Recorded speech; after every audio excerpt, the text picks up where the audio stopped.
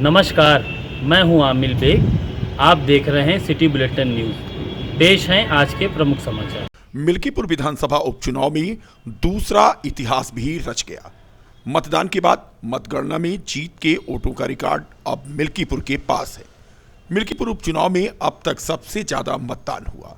विधानसभा क्षेत्र ने साल 2022 के 60.23% के सापेक्ष इस चुनाव में 65.35% का मतदान हुआ। शनिवार को मतगणना हुई और नया रिकॉर्ड बन गया। यह रिकॉर्ड 61,636 वोटों के अंतर का है। मिल्कीपुर उपचुनाव में भाजपा की प्रचंड जीत पर जगह जगह जश्न मने, लड्डू बटे गए, ढोल नगाड़े के बीच अबीर गुलाल उड़े, कार्यकर्ता थिरके और आतिशबाजी की गई। बता दें कि मिल्कीपुर उपचुनाव में हार जीत के अंतर ने सपा के आरोपों को धो डाला। चुनाव के दौरान अयोध्या से लेकर लखनऊ तक सपा ने जिस तरह आरोपों की छड़ी लगा दी थी, उससे प्रशासन दबाव में था। चुनाव में मिली हार के बाद सपा अध्यक्ष अखिलेश यादव ने यहां तक कह दिया कि चुनाव में जिन अधिकारियों ने धांधली की है, उन्हें यह मालूम नहीं कि आने वाले दिनों में उनकी नौकरी तो जाएगी, साथ ही सैलरी और पेंशन भी नहीं मिलेगी। लोकसभा चुनाव के बाद देश और दुनिया में तिरस्कार का दंश झेल चुकी अयोध्या ने यह साबित कर दिया कि वो अयोध्या ही है।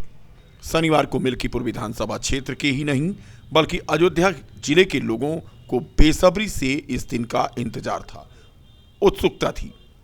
प्रत्याशी जीता, न भाजपा न ही सपा हारी, जीती तो केवल अयोध्या। परिणाम आने के बाद लोगों ने मिल्कीपुर से भाजपा प्रत्याशी चंद्रभानु पासवान की प्रचंड जीत को अयोध्या की जीत बताया और खुलकर टिप्पणियां की। मिल्कीपुर विधानसभा उपचुनाव में भाजपा की आंधी में सपा का इस्तेहार उड़ गया। 10 प्रत्याशी मैदान में थे। मिल्कीपुर उपचुनाव में नोटा ने चुनाव मैदान में डटे 6 प्रत्याशियों को पीछे छोड़ दिया। 4 प्रत्याशी ही ऐसे रहे जो नोटा के मतों के आंकड़े को पार कर पाए। फिलहाल मिल्कीपुर जैसी हॉट सीट जीतने के बाद भाजपा प्रत्याशी चंद्रभानु पासवान देश दुनिया में छा गए हैं। सभी तरफ से उनको बधाई मिल रही है। काम करता हूं और आदरणीय मोदी जी और योगी जी के धन्यवाद देता हूं, जिनके कुशल नेतृत्व में, कुशल कार्यकाल में हम लोग जनता में उनके द्वारा चलाई जा रही जो जन कल्याणकारी योजनाओं को, उनकी नीतियों को लेकर जन जन तक पहुंचाने का काम किया और मिल्कीपुर की जनता नीतियों से प्रभावित होकर भारतीय जनता पार्टी के पक्ष में इतना अपना मतदान दिया, अपना आशीर्वाद दिया, अपने भाई को, बेटे को अपनाया। इसके लिए मैं देवतुल्य जनता के चरणों में पुनः आभार व्यक्त करता हूँ। बहुत बहुत। जब कभी भी वो हारते हैं तो ऐसा ही आरोप लगाते हैं, जब जीतते हैं तो कहते हैं कि ये हमारे नीतियों की जीत है, और जब हार जाते हैं तो प्रशासन की, मीडिया की, ईवीएम की, ये तब वो उसके ऊपर आरोप लगाना शुरू करते हैं। और अब की बार तो वो पहले से ही हार अपना मान चुके थे और इसलिए लगातार जो हमारे यहाँ के सांसद जी यहाँ पर थे, जिनको अखिलेश जी ने कहा था कि अयोध्या के राजा हैं, वो जो है वो मीडिया के सामने और उनकी सभा में जिस तरीके से रोने की नौटंकी कर रहे थे, घड़ियाली आंसू बहा रहे थे, उसी समय सिद्ध हो गया था कि वो हार चुके हैं। 27 का रास्ता खुल गया मंत्री जी, इस जीत से 27 का रास्ता खुल गया क्या? 27 का रास्ता खुल गया इस जीत से। मैं समझता हूँ कि यह एक बहुत बड़ा संदेश है और ये उत्तर प्रदेश और देश के लिए एक बहुत बड़ा संदेश मिल्कीपुर की जनता ने दिया है और इसलिए मिल्कीपुर के जनता को मैं अपनी ओर से फिर से बहुत बधाई देता हूं। और जो हमारे प्रत्याशी चंद्रभानु पासवान जीत की ओर अग्रसर हो चुके हैं, उनको भी। भारतीय जनता पार्टी की जीत मिल्कीपुर विधानसभा की महान जनता की जीत है और माननीय मोदी जी, माननीय पूज्य योगी आदित्यनाथ जी के नीतियों और कामों के आधार पर मिल्कीपुर विधानसभा की जनता ने अपनी मोहर लगाने का काम किया है और भारतीय जनता पार्टी को भारी मतों से जिताने का काम किया। ऐतिहासिक जीत देखी जा रही है, एक ही विधानसभा से इतने ज्यादा मतों से जीत रही है। अब चुनाव हो तो लोकसभा से भी इतने भारी मतों से चुनाव जीतेंगे, इसलिए कुछ समय राष्ट्रीय अंतर्राष्ट्रीय स्तर पर जो भारतीय जनता पार्टी के खिलाफ अभियान चलाया गया, उसके कारण झूठ जो फैलाया गया, उसके कारण उत्तर प्रदेश में भारतीय जनता पार्टी की पराजय। मिल्कीपुर जनता ने जवाब दे दिया। हाँ, कहा था हमने तो पहले भी कहा था, जिस प्रकार से सर्व समाज के लोग, नौजवान, सम्मानित बुजुर्ग, सम्मानित मतदाता, सम्मानित हमारे देवतुल्य कार्यकर्ता, जिस प्रकार से सब लोग एक हैं, लामबंद हैं, तो जीत तो सुनिश्चित थी और उस जीत पर मुहर आज लग गई। हमने पहले भी कहा था कि विपक्षी 7 तारीख की शाम तक जीतेंगे, 8 तारीख की सुबह 6 बजे तक जीतेंगे, इसलिए कि उनको जो विश्वास है, उनको विश्वास था कि हम हर बूथ पर झगड़ा करेंगे, बवाल करेंगे, लड़ाई करेंगे, हर बूथ की कैप्चरिंग करेंगे पहले जैसे। इसको कर नहीं पाए और कर नहीं पाए तो उसका परिणाम ये हुआ कि भारतीय जनता पार्टी यहाँ पर ऐतिहासिक मतों से चुनाव जीत गई। आरोप प्रत्यारोप के बाद भी इतना बड़ा जनादेश।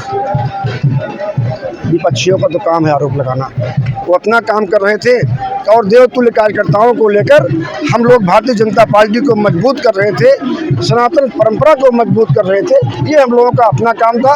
सनातन परंपरा के नाम पर, अयोध्या के नाम पर, भारतीय संस्कृति के नाम पर, मिल्कीपुर के विकास के नाम पर यहाँ की जनता ने मिल्कीपुर के प्रत्याशी चंद्रभान पासवान को भारी मतों से जिताकर ये साबित कर दिया है कि अयोध्या के लोग प्रभु श्री राम के साथ हैं, सनातन परंपरा के साथ हैं और विकास करने वाले के साथ हैं। विधायक जी, पवन पांडे कह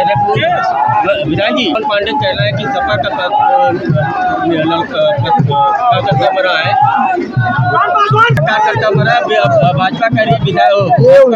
ये उनकी हताशा का प्रतीक है, ये उनकी हताशा का प्रतीक है और ये साबित करता है जिस चीज को पूरी जनता देख रही थी कि भारतीय जनता पार्टी का कार्यकर्ता, उसके ऊपर हमला हुआ और उस घटना को जिस प्रकार से विपक्ष के लोग नकार रहे हैं, ये कितना झूठ बोलते हैं, इससे ये बात साबित होती है।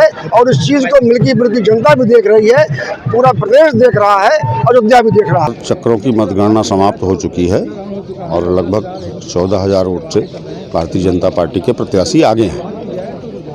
मतों का रुझान दिखाई पड़ चुका है, जो पहले था वही आज भी दिख रहा है।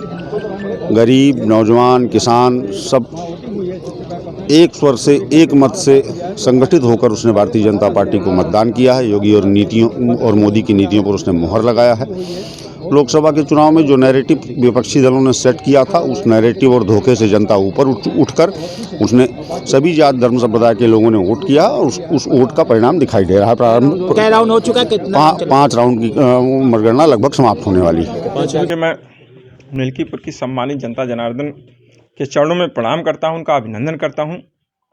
ये जीत मिल्कीपुर की जनता जनार्दन की है, योगी आदित्यनाथ की है, नरेंद्र मोदी जी की है, हिंदू धर्म की है, सनातन धर्म की है और ये सभी भारतीय जनता पार्टी के ज्येष्ठ श्रेष्ठ कार्यकर्ता गणों की जीत है। मैं सबको बधाई देता हूं, शुभकामनाएं देता हूं, सबका स्वागत अभिनंदन करता हूं। और भाई चंद्रभानु पासवान जी आज भारतीय जनता पार्टी के प्रत्याशी के रूप में विधायक बनने जा रहे हैं। मैं उनको भी बहुत बधाई, शुभकामनाएं देता हूं। देखिए, राजा की जो परिकल्पना थी वो बहुत पहले समाप्त हो चुकी थी, लेकिन जिसकी आदत बन गई हो तानाशाही करने की, शासन करने की, कि मैं शासक हूं, तो उसके अंदर कहीं न कहीं राजा वाला उसकी आत्मा जग जाती है। उनको अवसर मिला था तो उनके अंदर राजा वाली आत्मा जग गई थी, जनता ने उसको बीच में ही नकार दिया। आप उसका परिणाम आज सामने। मिल्कीपुर वासियों को बधाई देता हूं, शुभकामनाएं देता हूं कि आज आपको नए विधायक के रूप में भाई चंद्रभानु पासवान जी आपको मिले हैं और मुझे आशा नहीं, पूर्ण विश्वास है कि आप इसे रेल विभाग की लापरवाही कहें या लोगों की जल्दबाजी का नतीजा। सबसे अधिक जाम से जूझने वाली रेलवे क्रॉसिंग गद्दोपुर, यहां पर अजीबोगरीब स्थिति हो गई। बता दें कि चंद दूरी पर ही रेलवे स्टेशन पर वंदे भारत खड़ी हार्न दे रही थी। दिन में करीब 3 बजे भीषण जाम के बीच अचानक क्रॉसिंग खुल गई, फिर अचानक से ही बंद होने लगी और अफरा तफरी मच गई। काफी देर तक रेलवे स्टेशन पर खड़ी वंदे भारत और इस बीच में यहां पर लगा भीषण जाम। ऐसी स्थिति आए दिन देखने को मिलती है। स्वर्गीय मुन्ना निषाद पहलवान की पुण्यतिथि के उपलक्ष्य में धारा रोड ग्राउंड में पतंग प्रतियोगिता का आयोजन किया गया।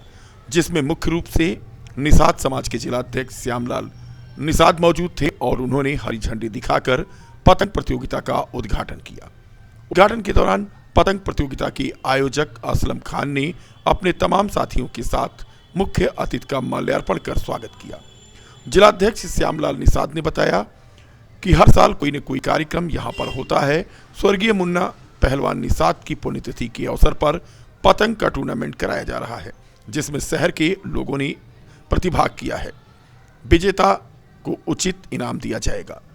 कार्यक्रम को करने का मकसद पतंगबाजों का उत्साहवर्धन करना है।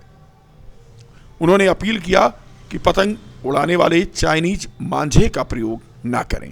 प्रतियोगिता के दौरान बाबू महेश, दुर्गेश निषाद, जल्दू निषाद, कुश निषाद, राकेश यादव, प्रदीप निषाद, भगवान दीन निषाद, पूर्व पार्षद जितेंद्र निषाद के अलावा अन्य लोग मौजूद थे। श्री श्यामलाल निषाद जी निषाद समाज के जिला अध्यक्ष हैं। उनके सहयोग से टूर्नामेंट हो रहा है और ये लोकल टूर्नामेंट है। शहर फैजाबाद जिले की जितनी टीमें हैं वो इसमें प्रतिभाग कर रही हैं और इस टूर्नामेंट को सफल बनाने की कोशिश किया जा रहा है। कितने दिवसीय है ये लगभग 10 दिन चलेगा टूर्नामेंट। इसमें शहर के सभी लोग भाग लिए हैं। सबका सहयोग है। हमारे बाबू भाई हैं, ये महेश भाई हैं, छोटकर भाई हैं। इन लोग का सहयोग बहुत ज़्यादा मिल रहा है। इस वजह से प्राइज़ मनी है और कप है जो दिया जाएगा। प्राइज़ मनी 15,000 रुपया है फर्स्ट प्राइज़, सेकंड प्राइज़ है 11,000, थर्ड प्राइज़ है 5,000 रुपये। इसमें शारीरिक स्वास्थ्य बहुत अच्छा रहता है, फिटनेस रहती है, हाथ पैर चलता रहता है और शुगर पेशेंट के लिए तो और अच्छा है। ये रामबाण है। और दूसरी अपील मैं करना चाहूँगा शहर के लोगों से कि वो अपने बच्चों को खुद भी जो पतंग के शौक